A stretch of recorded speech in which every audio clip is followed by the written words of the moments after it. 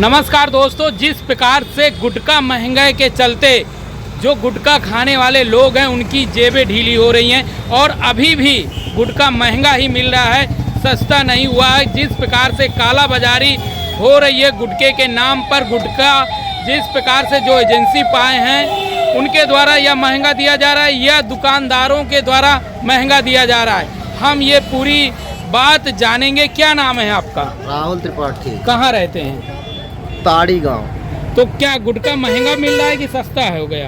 महंगा नहीं मिल रहा है, ये जो हमारे यहाँ के व्यापारी लोग हैं ये स्टॉक करके बंद कर देते हैं। प्लस गांव ग्रामीण के जो लोग हैं दुकानदार छोटे मोटे, उनको आकर के बोलते हैं कि भैया आगे से माल नहीं आ रहा है, और वही चीज़ डबल तिबल पैसे ले करके उन्हें देते हैं, जिसमें वो बेचारों की मजबूरी हो जाती है कि 5 का सामान 8 रुपए 10 रुपए।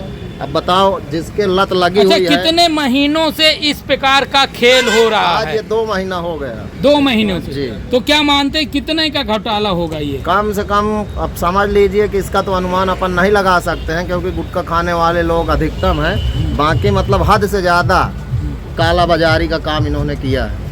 हद से ज़्यादा। तो क्या आपको लग रहा है कि इसमें जांच होनी चाहिए, सरकार को जांच करनी चाहिए कि इसमें अगर नुकसान हुआ तो किसका हुआ? सरकार का हुआ कि खाने वाले ग्राहकों का हुआ, किसका हुआ? इसमें सरकार का कोई नुकसान नहीं, अपना ही है जो अपन लोग खाते हैं। आम पब्लिक का है, गरीबों का है, और किसका है? दुकानदारों का भी नहीं है, ये भी तो कमा रहे हैं ना। कमा रहे हैं, और क्या। जहाँ 10 रुपए पैकेट मिल रहा था, आज वही पैकेट में 100 रुपए मिल रहा है। 100 रुपए मिल रहा है। कितना मिल रहा होगा? कम से कम उसमें ये 50% के ऊपर मतलब मार्जिन कमा रहे हैं, ये समझ लीजिए आप। बिल्कुल सही बात है। जिस प्रकार से जो गुटखा खाने वाले कस्टमर है, ग्राहक है, वो पूरी तरीके से इस समय बर्बाद हो गए हैं। ये गुटखे के कारण बर्बाद हो गए कि नहीं हो गए? बिल्कुल। कितने लोग इससे कहीं ना कहीं प्रभावित हुए हैं? अरे अब इससे यूँ समझ लीजिए, अपना पूरा क्षेत्र जो है बुंदेलखंड सुपारी और तंबाकू पे ही निर्भर है। अपने यहाँ पे शराब का सेवन बहुत कम है, तंबाकू गुटखे का लोग ज़्यादा सेवन करते हैं। इसके चक्कर में यूँ समझिए कि हर इंसान ही मतलब इससे परेशान हुआ। देखिए, हम बात करते हैं, हमारे साथ एक गोमती के, ये भी फेमस व्यक्ति हैं और ये इतने फेमस व्यक्ति हैं, इनको सब लोग जानते हैं। ये बताइए, कितने महीने से गुटखा सस्ता है कि महंगा है, क्या कहेंगे? लगभग 2 महीने से ऐसा चल रहा है। 2 महीने से जो है राष्ट्रीय मतलब जितने भी गुटखा मार्केट में हैं वो सारे जो है महंगे मिल रहे हैं, और मुझे इसमें कहीं ना कहीं लगता है कि जो है बहुत बड़ा घोटाला है ये, क्योंकि ये सब ऊपर से रेट नहीं बढ़ा हुआ है। ये सब हमारे जो लोकल के स्टॉकिस्ट हैं उन्हीं के द्वारा रेट बढ़ाया गया है, और मैं चाहूँगा कि जो है इसकी गहनता से जांच की जाए, और हो सकता है कि देश का सबसे बड़ा घोटाला उभर कर निकले।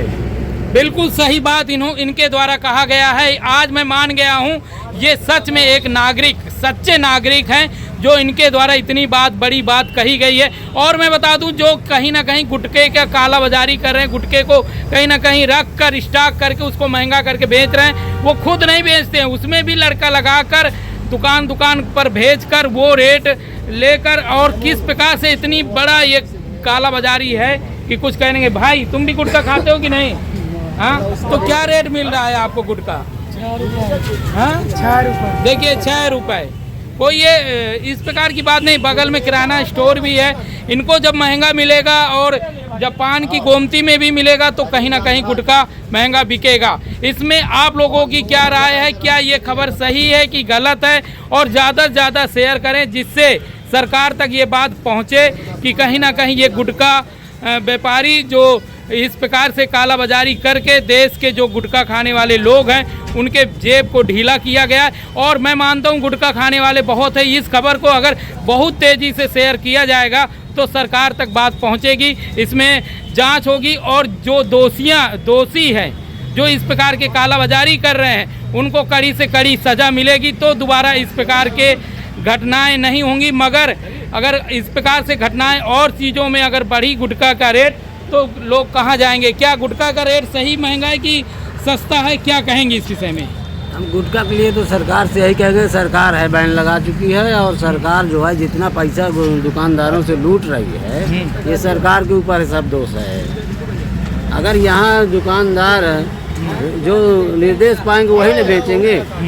बशर्ते बात ये है कि जो ऊपर से कंपनी बढ़ा नहीं रही है, यहाँ से घोटाला कर रहे हैं, ये कहीं ना कहीं सरकार की ही राजनीति है। देखिए मैं आपको वही बात बता रहा हूँ, तो इसमें सरकार का दोष माने मगर सरकार का दोष नहीं है। ये गलत प्रचार किया जाता है। सरकार के जो कदम है या सरकार को बदनाम करने की ये नीति है गुटखा कंपनियों के द्वारा।